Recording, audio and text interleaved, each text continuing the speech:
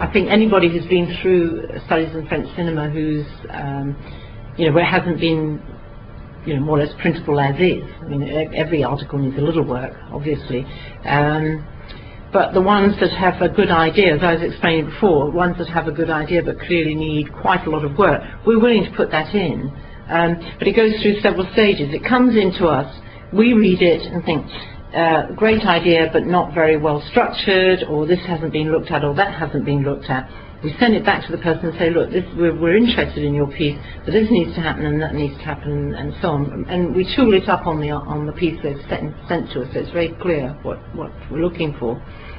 If you're prepared to resubmit with these recommendations, then we will send it forward to referee.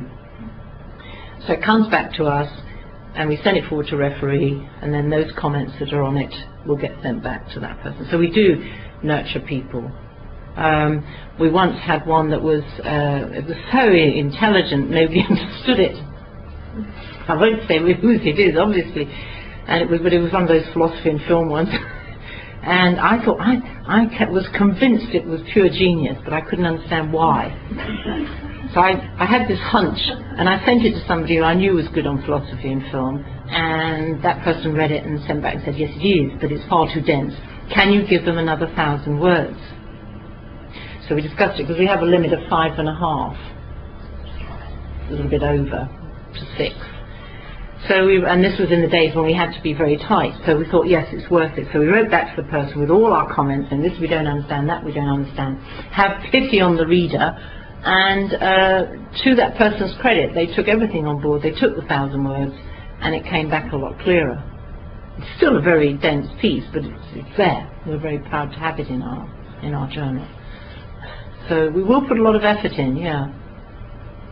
I think because I think you start these things not because you think you ought to. You start them because you love your subject area and you feel there's a gap and a market need there, but an intellectual need. To come back to Masood's comments at the beginning, that there's an intellectual argument for that work to be out there and seen. And my goodness, studies in French cinema have been successful, really, because French cinema is taught in nearly all modern languages departments, and unfortunately not all modern language students speak very good French, nor indeed write it, nor indeed understand it. So they need to be able to read heavy theory ideas, at least in English. So we really have helped a whole decade of students of French cinema, undergraduate and then MA students who love French cinema but don't speak French. They need to have solid scholarship there that they can access, and we provide it.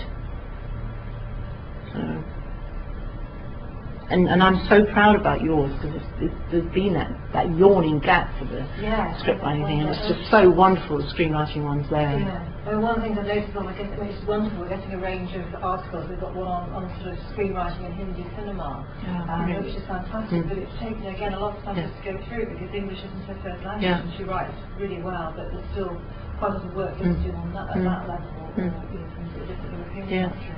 Yeah. So, I have a whole list of questions.